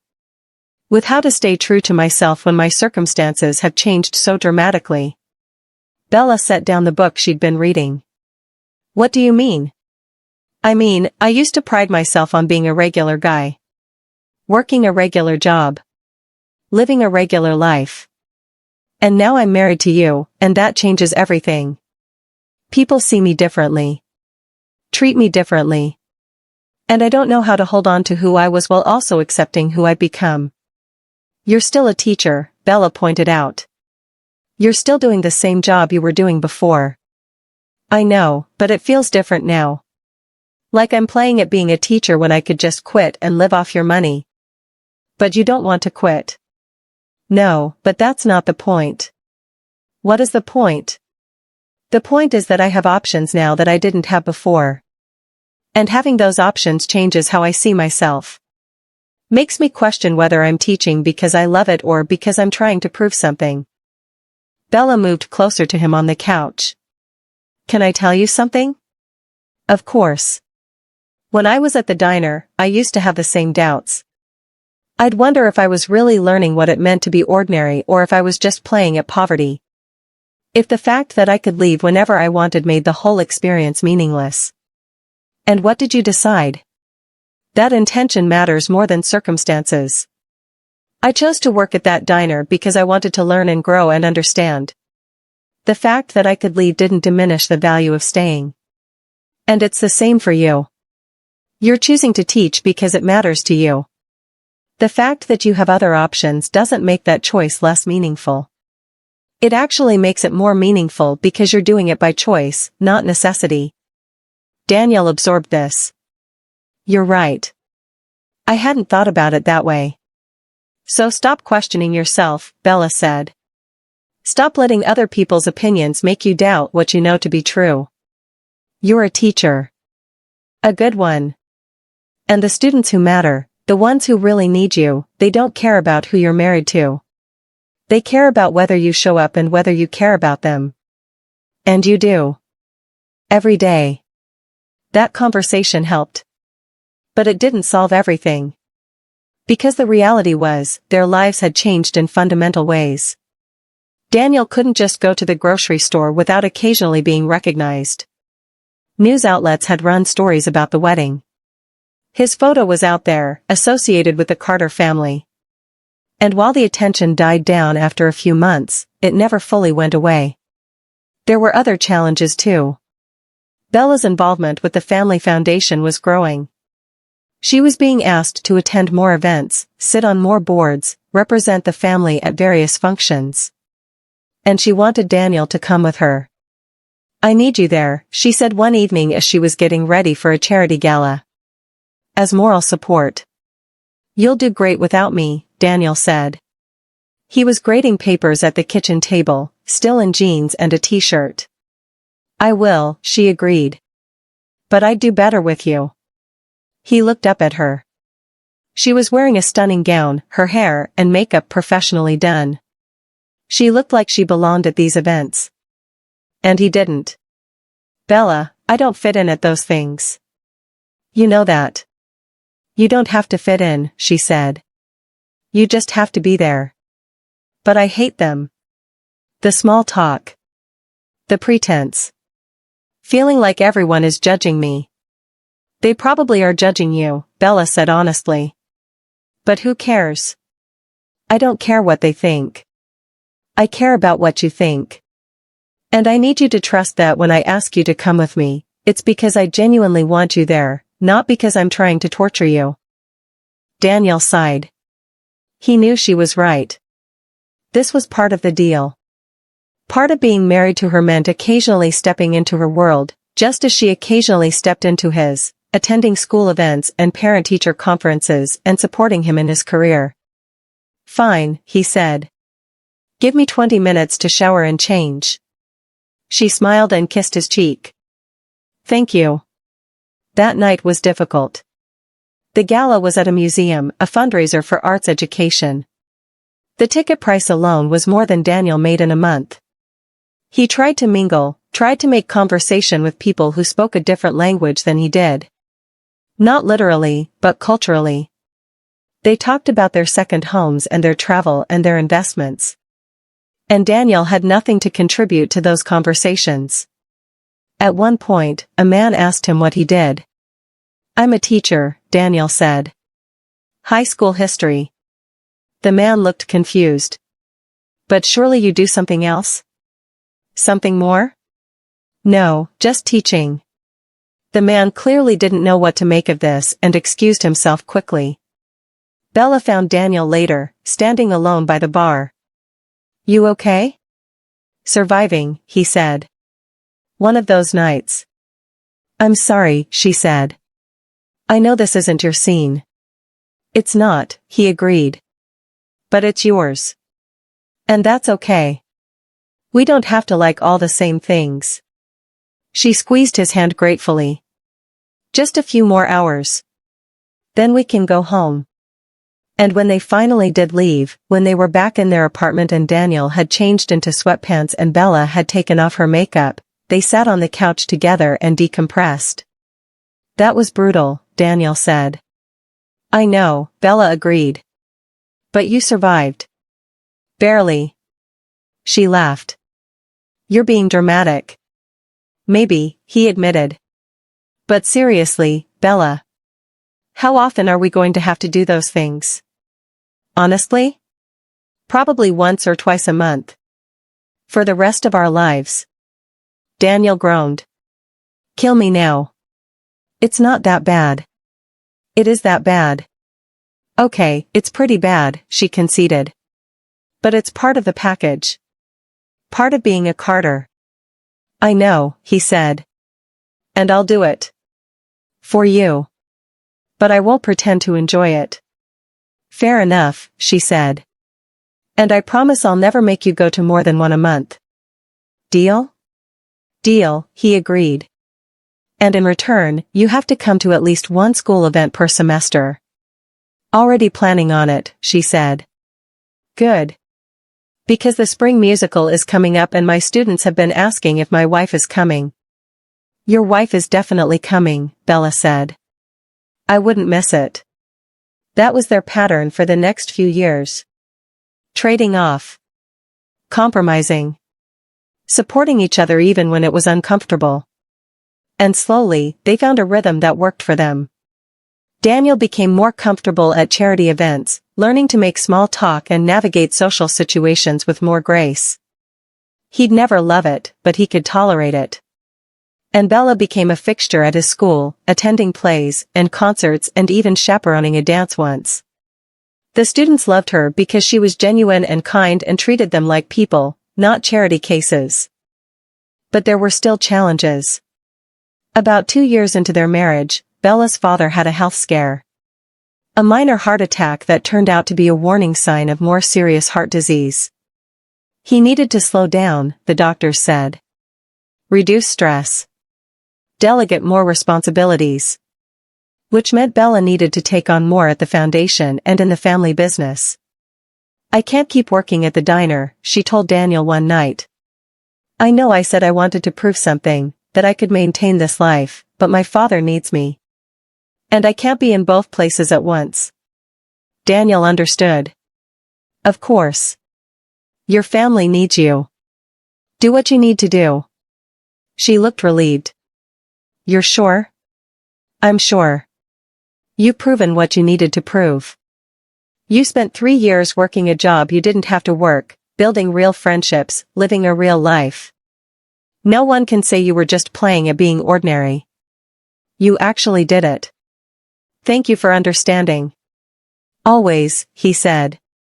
So Bella quit the diner. Marie cried. The other waitresses threw her a goodbye party. And Bella cried too, because those 3 years had meant something. They'd shaped her. Changed her.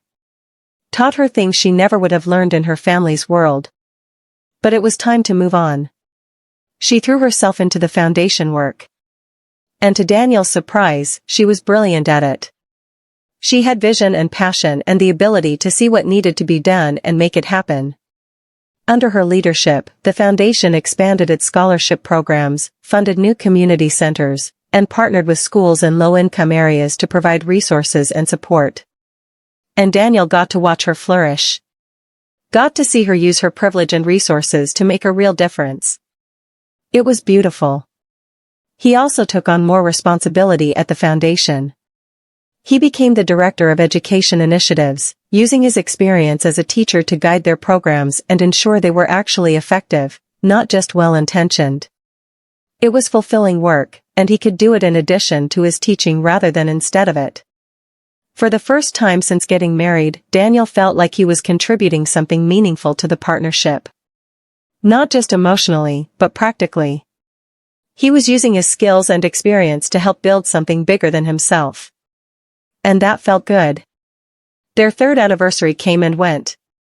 They celebrated quietly, just the two of them, at the restaurant where they'd had their first real date. Not the fancy restaurants Bella could now afford, but the modest place where Daniel had taken her when he thought she was a struggling waitress. The waitress who served them didn't recognize Bella. Didn't know or care that she was sitting across from a billionaire heiress. And that anonymity was a gift. For one evening, they could just be a couple celebrating their anniversary. Nothing more, nothing less. How are you feeling about everything? Bella asked over dessert. About what? About us. About our life. About how things have turned out. Daniel thought about it. Honestly? I'm happy. Not every day is easy, but most days are good. And the hard days are worth it because I'm living them with you. She smiled. That's how I feel too. Do you ever regret it? Daniel asked. Regret what? Marrying me. Choosing this life over an easier path. Bella set down her fork and reached across the table for his hand. Never. Not even once. There have been moments when I've been frustrated or overwhelmed or wishing things were different in some small way. But I have never, not for a single second, regretted choosing you. Even when I test your patience? Especially then, she said with a smile. Because you challenge me. You keep me grounded. You remind me what's real and what's just noise. And I need that. Daniel squeezed her hand. I love you. I love you too. And as they walked home that night, hand in hand through the city streets, Daniel realized something. The proposal in the diner hadn't been the beginning of their story. The revelation about her wealth hadn't been the crisis point. The wedding hadn't been the happy ending. Because real life doesn't work that way. Real relationships are made up of 1,000 small moments, 1,000 small choices to stay, to work through the hard stuff, to choose love even when it's inconvenient. And he and Bella had made those choices over and over again. They'd fought through misunderstandings and insecurities and external pressures. They'd learned to communicate better, to trust deeper, to love more fully. And they were still learning. Still growing. Still figuring it out as they went. And that was okay. Because they were doing it together. For years into their marriage, Daniel and Bella faced their greatest test. Daniel's mother passed away. The cancer had returned aggressively, and despite the best medical care money could buy, she didn't survive. Daniel was devastated. His mother had been his rock, his inspiration, the reason he'd become a teacher in the first place. She'd sacrificed everything to give him opportunities. And now she was gone. The grief hit him hard. Harder than he expected. He took a leave of absence from school. Spent days barely getting out of bed. Stopped eating properly. Bella tried to help, but he pushed her away. He didn't want comfort. Didn't want to talk. Didn't want to feel anything at all. 3 weeks after the funeral, Bella finally confronted him. Daniel, you need to talk to someone. A therapist. A grief counselor. Someone. I'm fine. You're not fine. You barely left the apartment in weeks. You're not eating. You're not sleeping. You're not taking care of yourself. I said I'm fine, he snapped. Leave me alone. Bella's eyes filled with tears. I can't do that. I'm your wife. I love you. And I can't stand here and watch you destroy yourself. What do you know about grief? Daniel shot back. Your father is still alive. Your mother is still alive. You've never lost anyone. So don't pretend you understand what I'm going through. The words were cruel. Intentionally so. And the moment they left his mouth, Daniel regretted them. Bella stepped back as if he'd slapped her. You're right, she said quietly. I don't understand what you're going through. But I understand pain. I understand loss. Maybe not the same kind you're experiencing, but I'm not a stranger to suffering. And I'm trying to help you. I don't need your help, Daniel said, but there was less venom in it now. Yes, you do, Bella insisted. You need help. And you need to let me in. Because if you don't, if you keep pushing me away, we're not going to survive this. I can't lose you too, Daniel whispered, and finally, the dam broke. The tears came. The sobs. All the grief he'd been holding back poured out. And Bella held him. Didn't say anything. Just held him while he cried. You're not going to lose me, she said when he'd calmed down enough to hear her. But you have to let me help you. You have to stop trying to do this alone. That night, they talked for hours. About his mother. About all the memories. About the guilt he felt that even with all of Bella's resources, they couldn't save her. She got 2 extra years, Bella reminded him gently. 2 years she wouldn't have had without treatment. 2 years of watching you get married, of seeing you happy, of knowing you were going to be okay. That's not nothing. I know, Daniel said. But I wanted more time. Of course you did, Bella said. We always want more time with the people we love. But that doesn't mean the time we had wasn't precious. Daniel started seeing a therapist. Started processing his grief in healthy ways. And slowly, painfully, he started to heal. Not completely. The loss would always be there. But he learned to carry it, to integrate it into his life rather than letting it consume him. And through it all, Bella was there. Patient. Understanding. Giving him space when he needed it and pulling him close when he didn't. 6 months after his mother's death, Daniel returned to teaching. His students welcomed him back with a banner they'd made and cards they'd written. And standing at the back of the classroom, watching with tears in her eyes, was Bella. After class, she approached him. I'm proud of you, she said. For what? For coming back. For not giving up. For letting yourself grieve and then letting yourself heal. I couldn't have done it without you, he said. Yes, you could have, she corrected. But you didn't have to. That's the difference. That night, they made a decision. They would start trying for children. They'd talked about it before, but the timing had never felt right. Daniel had wanted to wait until he felt more established in his career. Bella had wanted to wait until the foundation was more stable. But after his mother's death, they both realized something. There would never be a perfect time. Life was unpredictable and short and precious. And if they wanted children, if they wanted to build a family, they needed to start now. It took a year. A year of trying, of hoping, of occasional disappointment. And then, finally, Bella was pregnant. Daniel cried when she told him. Happy tears this time. They're going to have your mother's middle name, Bella said. If it's a girl. And if it's a boy? Then they'll have your mother's maiden name, she said. As a middle name. So your mother's legacy lives on. Daniel pulled her close. How did I get so lucky? You didn't get lucky, Bella said. You chose well.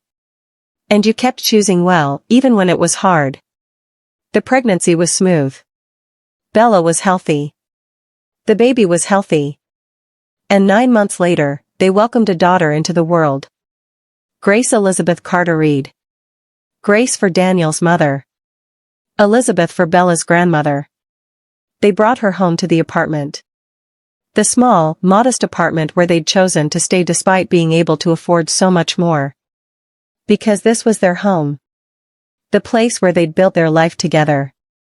Where they'd fought and made up and learned to be partners. And now it was where they'd raise their daughter. At least for a while. As Daniel held his newborn daughter, watching Bella sleep in the hospital bed, exhausted but radiant, he thought about everything that had led to this moment. The proposal in the diner. The revelation about Bella's wealth. The struggle to reconcile two worlds. The challenges and compromises and hard conversations. All of it had brought them here. To this moment.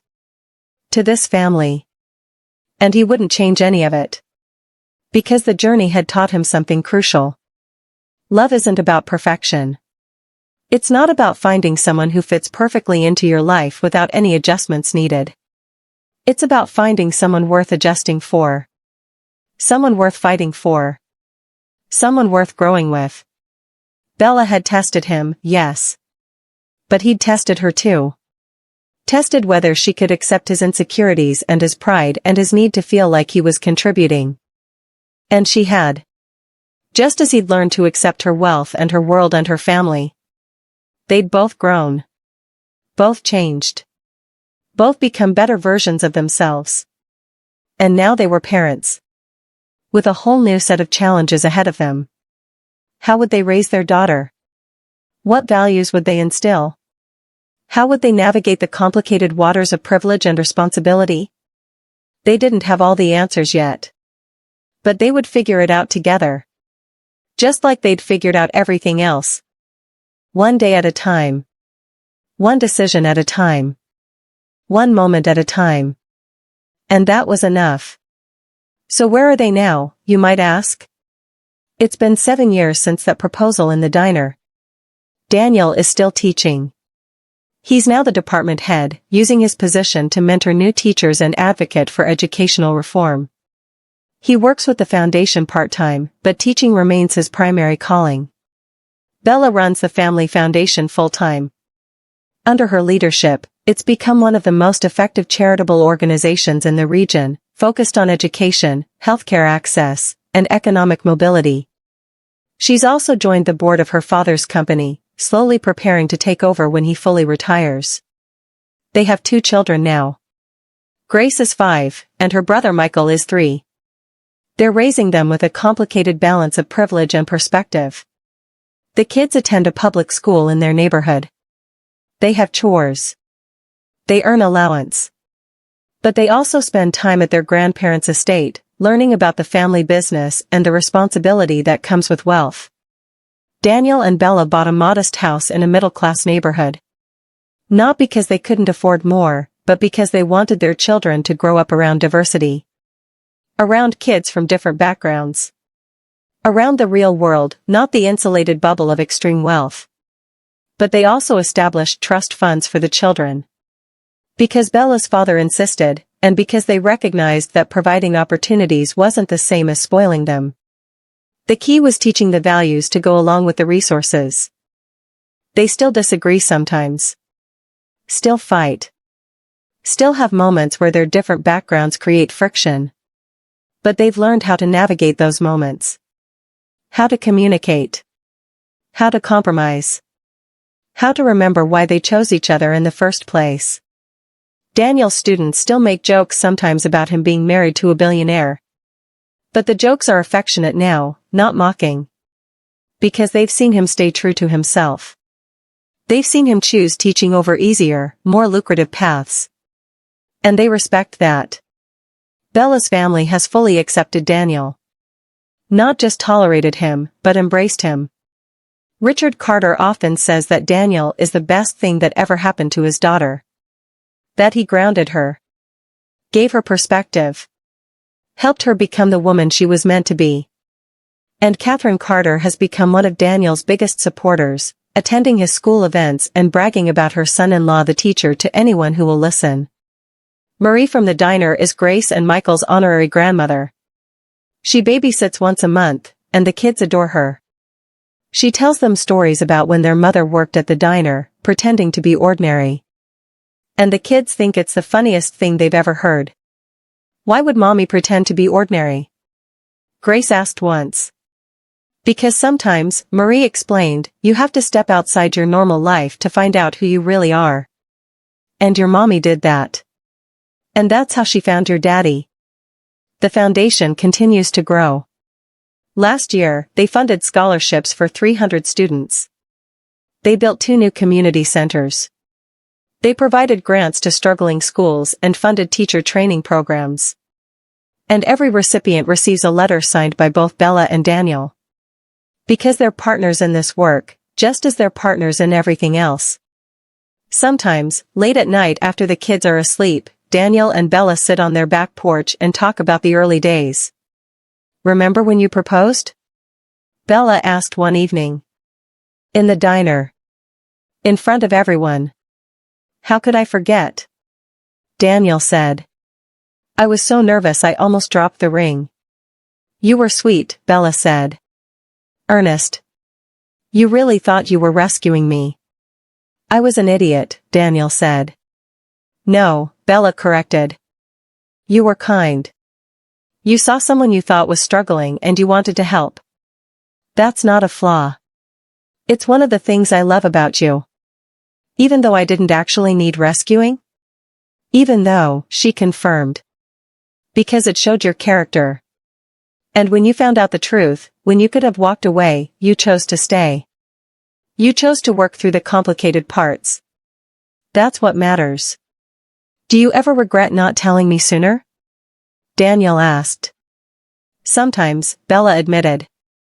I wonder how things would have been different if I'd been honest from the start. But then I remember why I waited. I needed to know. I needed to be sure. And I think you needed to go through that journey too. Needed to confront your own assumptions about what I needed and what you could provide. So no. I don't regret it. Because it led us here. They sat in comfortable silence, hands intertwined. The same hands that had held each other through grief and joy, through challenges and triumphs, through 7 years of building a life together. What would you tell someone else in our situation? Daniel asked. Someone navigating a big wealth gap in a relationship? Bella thought about it. I'd tell them that money is just money. It's not good or bad. It's neutral. What matters is how you use it and whether you let it define your relationship. I'd tell them to communicate. To be honest. To work through the insecurities and the power imbalances and the external pressures. I'd tell them it won't be easy, but it can work if both people are willing to grow. And I'd tell them, she added, that love is a choice. Not a feeling. Feelings come and go. But the choice to stay, to work through the hard parts, to keep showing up for each other, that's what builds a lasting relationship. Daniel nodded. I'd add one thing. What's that? I'd tell them to know their own worth. Independent of money. Because if you base your entire identity on what you can provide financially, you'll always feel inadequate if your partner has more. But if you know what else you bring, your character, your values, your unique perspective, then the money gap becomes irrelevant. It's just one factor among many, not the defining feature of the relationship. That's wise, Bella said. We've learned a lot, haven't we? We have, Daniel agreed. The hard way. But we learned. And they sat there, 2 people who'd chosen each other across divides of wealth and class and expectation, who'd built something beautiful from that choice, who were raising the next generation to understand both privilege and purpose, and they were content. Now I want to ask you something. If you were Daniel, would you have accepted that first revelation? Would you have been able to work through the feeling of betrayal when you learned the truth? Or would you have walked away? And if you were Bella, would you have revealed the truth sooner? Would you have trusted that love could survive wealth? Or would you have done exactly what she did, testing first to make sure it was real? Do you believe love should be tested this way? Or should trust come first, with honesty as the foundation? How would you feel if the person you loved had been hiding something this significant from you? Could you forgive them? Could you understand their reasons? Or would the betrayal be too much? And here's a deeper question. What would you do if you discovered your partner came from extreme wealth? Would you feel inadequate? Resentful? Excited? Indifferent? Would it change how you see them? How you see yourself? How you see your future together? These aren't easy questions. There are no perfect answers. Every relationship is different. Every person brings their own history, their own baggage, their own hopes and fears. But I think the lesson here is universal. Real love requires honesty. It requires vulnerability. It requires the willingness to be seen fully and to see your partner fully. And most importantly, it requires choice. The daily choice to stay. To work through the hard stuff. To grow together rather than apart. Bella and Daniel's story teaches us that wealth doesn't have to destroy love. But it does complicate it. And those complications require intentionality, communication, and a commitment to valuing character over comfort. So share your thoughts in the comments. Where are you watching from? Have you ever been in a relationship with a significant wealth gap? How did you navigate it? What lessons did you learn? And if this story resonated with you, if it made you think or feel or see relationships differently, then subscribe. Because we have more stories like this. Stories about love and trust and the complicated reality of building a life with another person. Stories that don't offer easy answers but ask important questions. Stories that remind us what it means to be human, to be vulnerable, to choose love even when it's hard. The next story involves a secret inheritance, a family torn apart by greed, and a revelation that changes everything. And trust me, you won't want to miss it. Until then, take care of yourself. Remember that your worth isn't defined by your bank account or your partner's bank account. It's defined by who you are, how you treat people, and what you choose to value. And remember that real wealth, the kind that actually matters, isn't measured in dollars. It's measured in relationships, in purpose, in the impact you make on the world around you. Bella and Daniel figured that out. And their life is richer for it. Thank you for watching. Thank you for being part of this community. And remember, the greatest wealth is knowing someone would choose you even if you had nothing.